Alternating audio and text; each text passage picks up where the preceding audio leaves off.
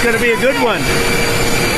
So this is going to be a very special time, and I guess if you read your own papers and your own networks, everybody's very excited about this moment in time. So I'll see you on the plane. I think you're traveling with us, but this is a very special event. They had 500,000 people yesterday and today in Israel, and also the Muslim and Arab countries are all cheering. Everybody's cheering at one time. That's never happened before. Usually if you have one cheering, the other isn't. The other is the opposite. This is the first time everybody is amazed and they're thrilled, and it's an honor to be involved, and we're going to have an amazing time, and it's going to be something that's never happened before. So I'll see you on the plane, and we're going to have a good time. Okay, Peter? Nice to see you. Thank you, everybody. See you in a little while. Thank you, sir. Is the war in Gaza over?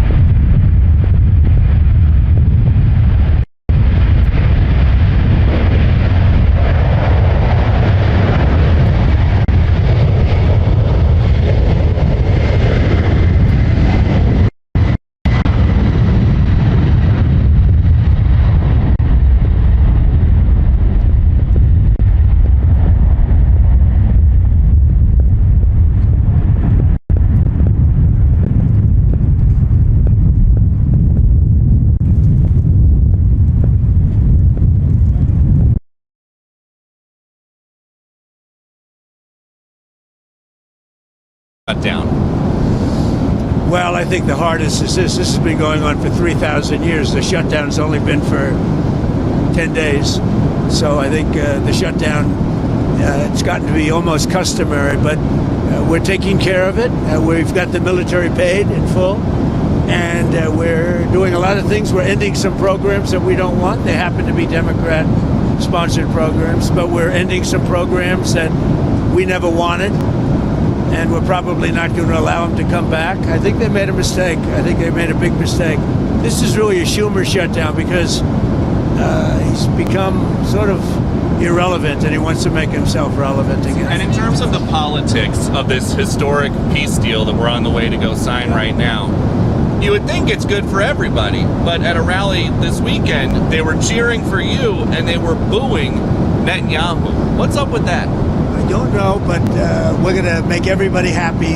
The one thing I can tell you is everybody is happy, whether it's Jewish or Muslim or the Arab countries. Every country is dancing in the streets, and it's a point in time. I don't think you'd ever see it again.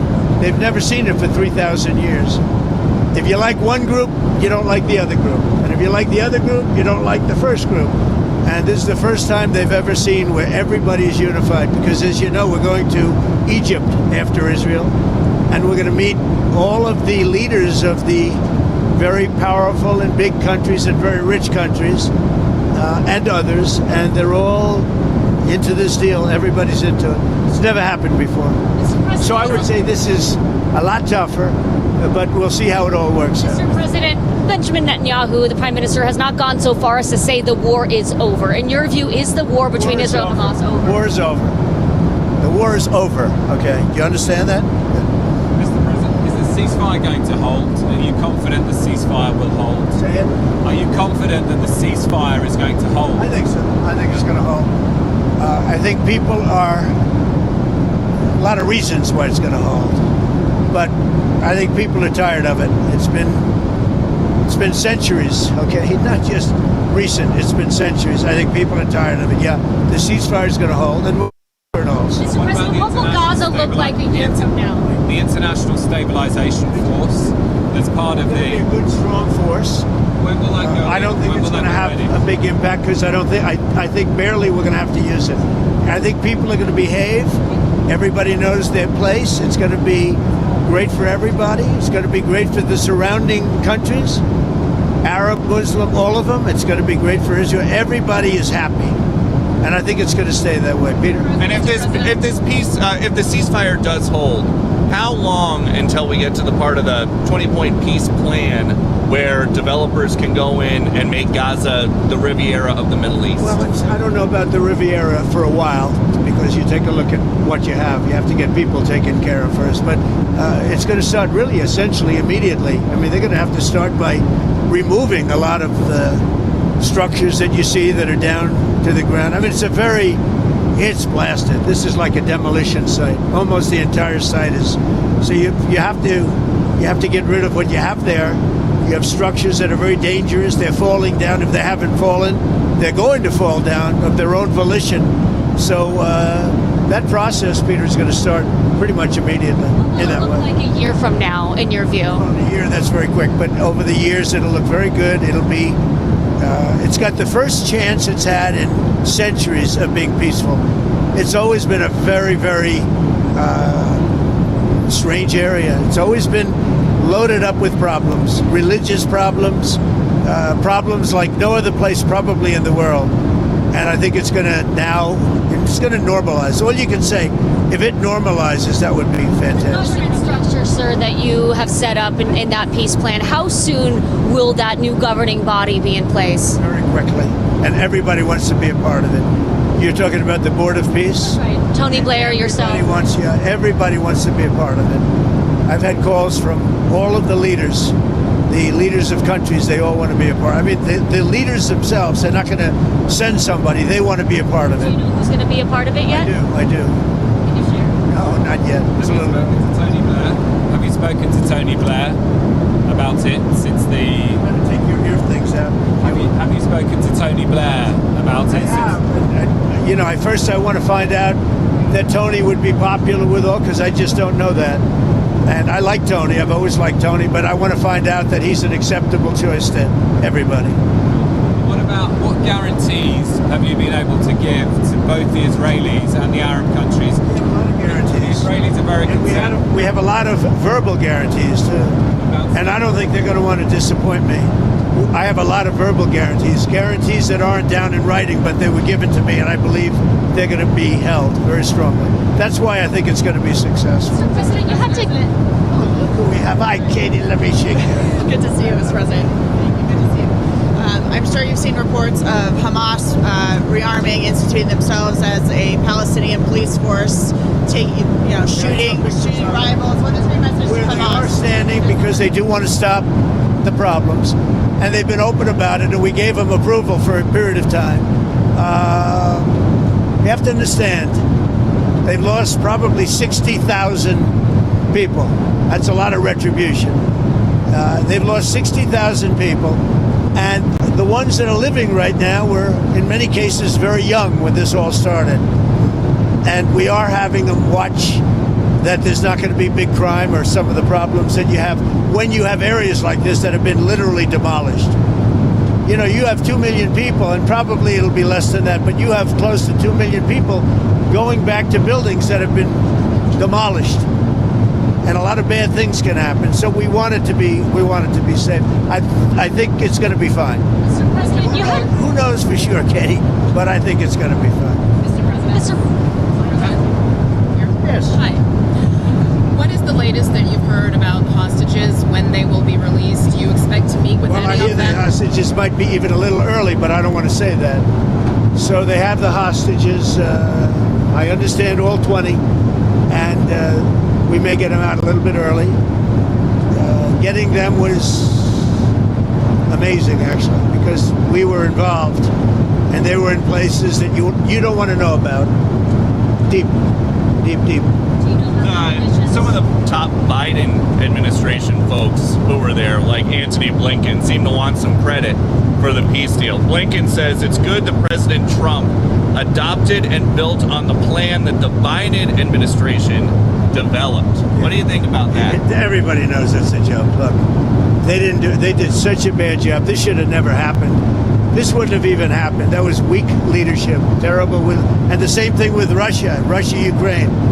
If just a decent president, not a great president like me, not a great president. If a decent president was in, you wouldn't have had the Russia-Ukraine. And this is, I would say, even more so. This was bad policy by Biden and by Obama. Remember when Bibi came and he begged that you not do what they were doing with Iran? You remember that, right? Begged them. And they wouldn't even listen to him. Everything they did was the opposite what you should have done. And it's nice that they try and take a little credit. That was years ago, and the mistakes were made years ago, and it was both by Biden and Obama. And so what did you do so differently? Because I know a lot of it was behind the scenes. So what did you do so much differently than Joe Biden and to end the war? I resonated with the Arab leaders, the Muslim leaders, and the Jewish leaders. For whatever reason, you tell me why.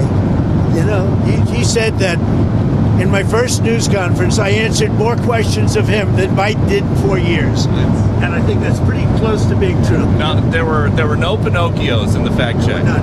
That's right. That's right. President, your relationship with Prime Minister Netanyahu has been through some ups and downs. You had to get a little tough on him. Where is that relationship now, and can you tell us about it? It's very good. He just put me up for the Nobel Prize.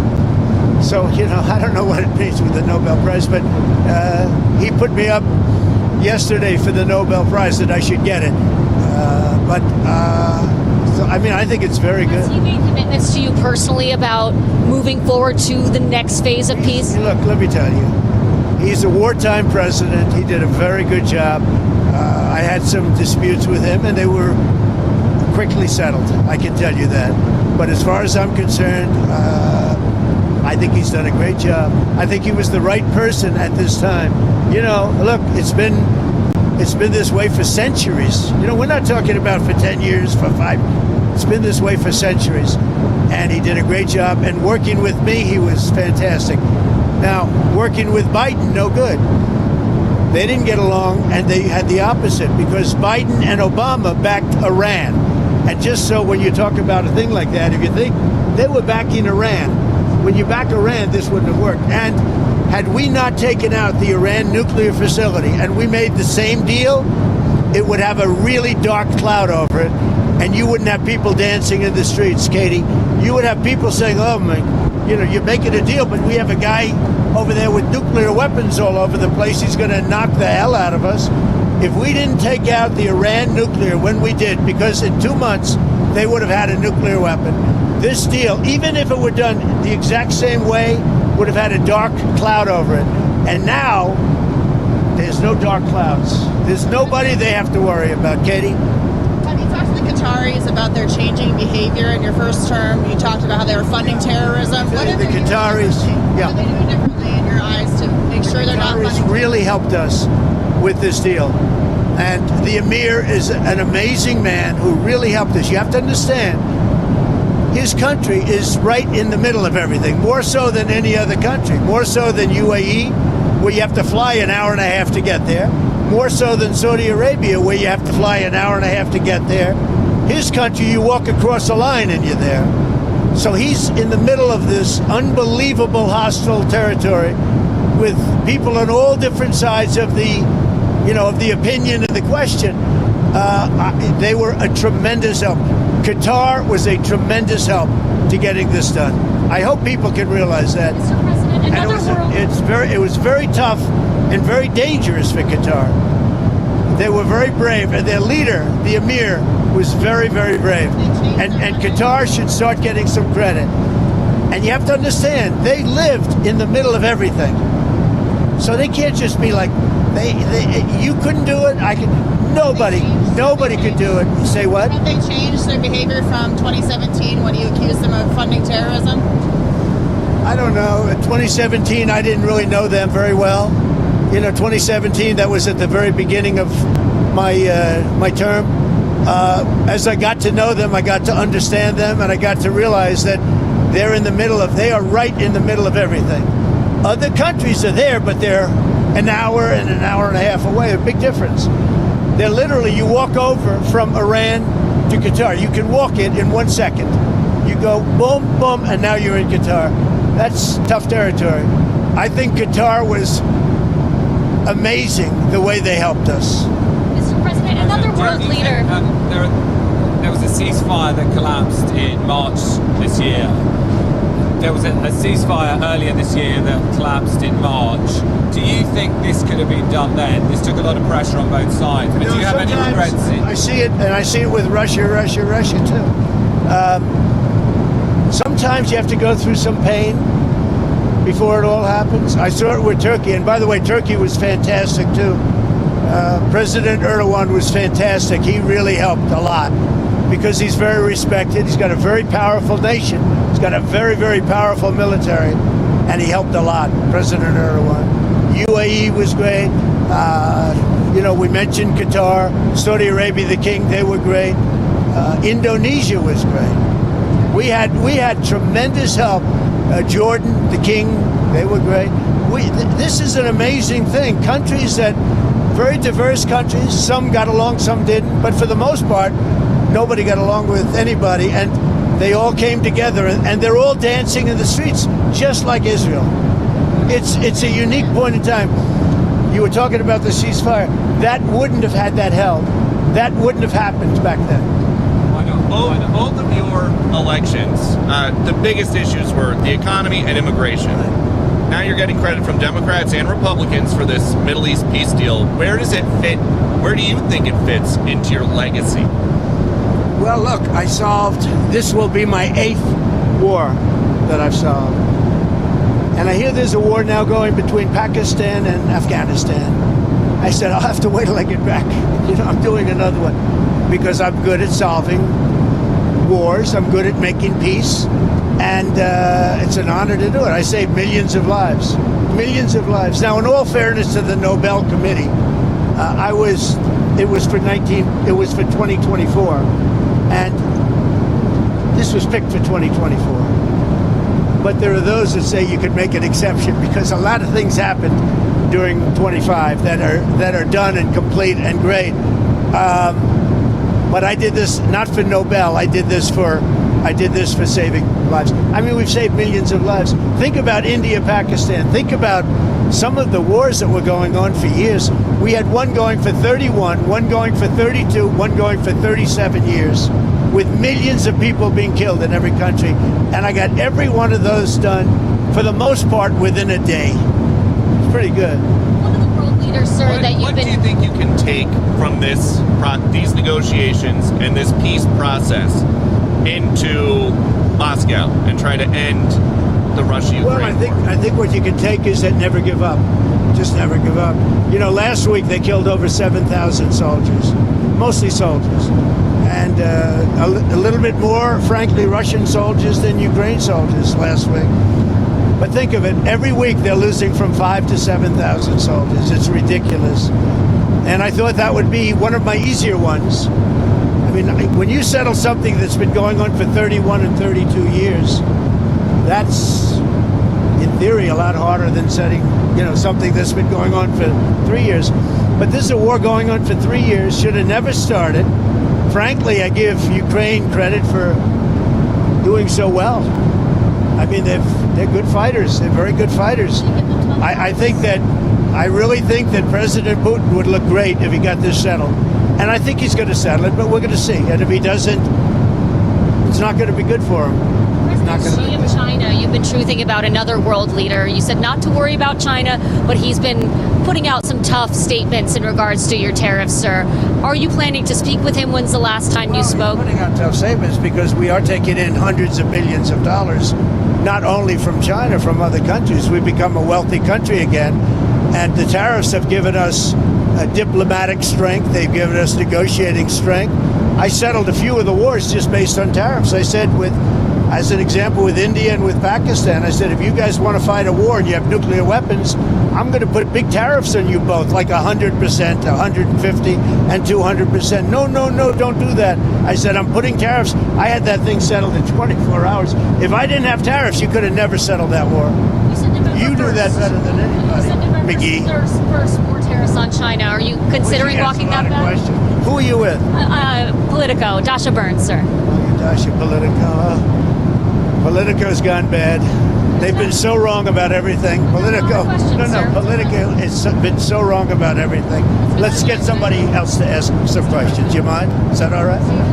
Because Politico is fake news. Do you plan on meeting with Xi now when you go to Asia in a couple of weeks? Well, you saw the statement I put out that he had a bad day. Right. And I think we're going to be fine with China. Look, I have a great relationship with President Xi.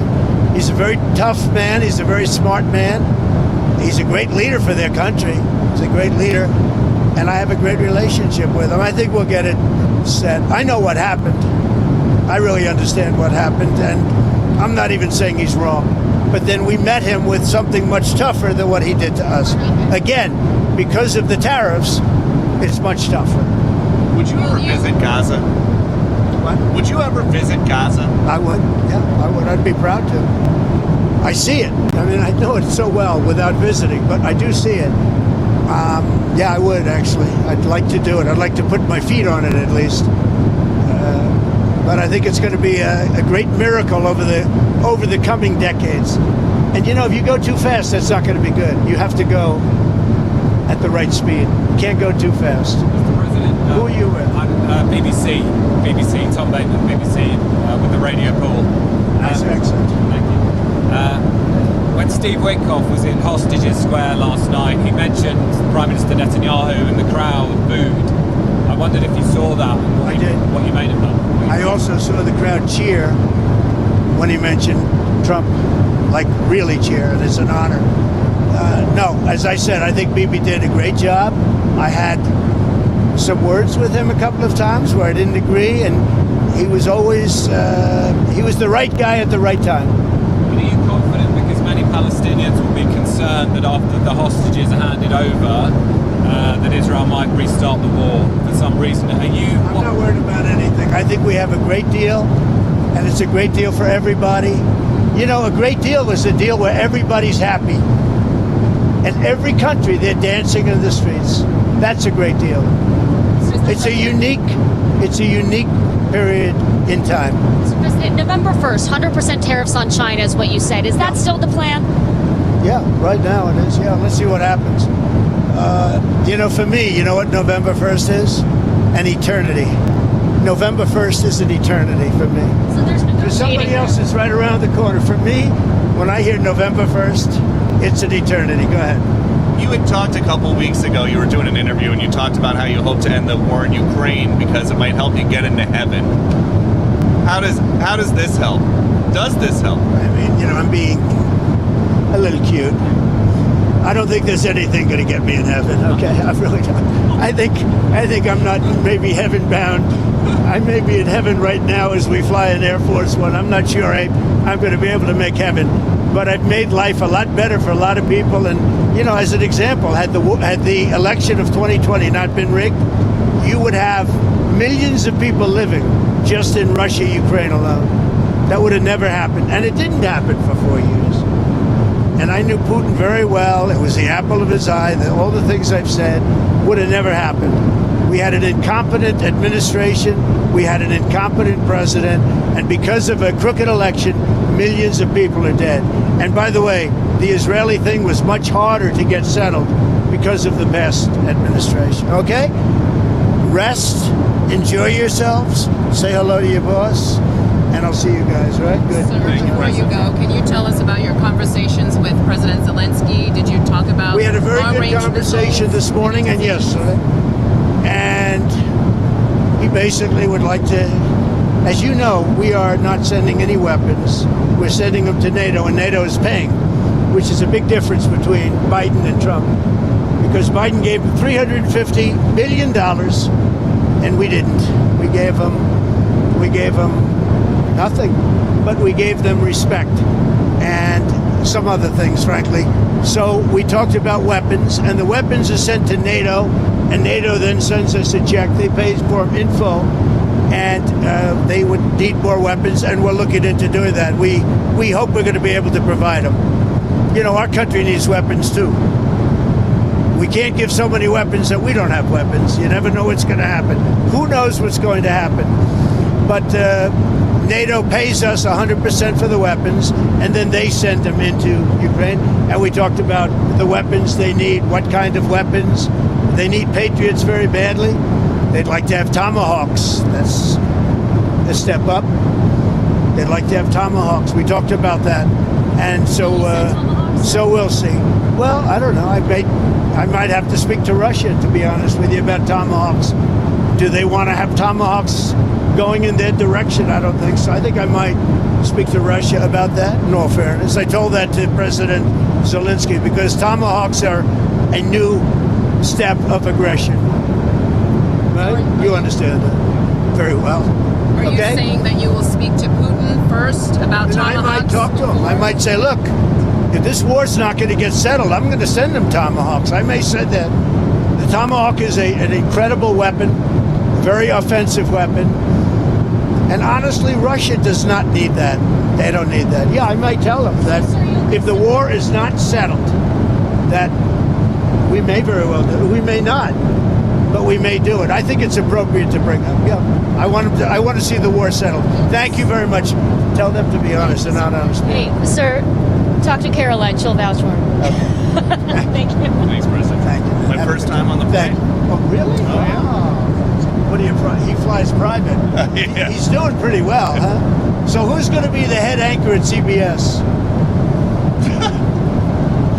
Not Nora O'Donnell. I don't believe it. There's a story that they're going to. I don't believe it. What do you think of Mayor Well, I tell you what, Weiss? Larry Ellison is great, and his son David is great. They're friends of mine, they're big supporters of mine, and they'll do the right thing. They're going to make CBS. Hopefully, they called it the Tiffany Network, and it's got great potential. CBS has great potential. Thank you all. Thank you. Thanks, President. Thank you, sir.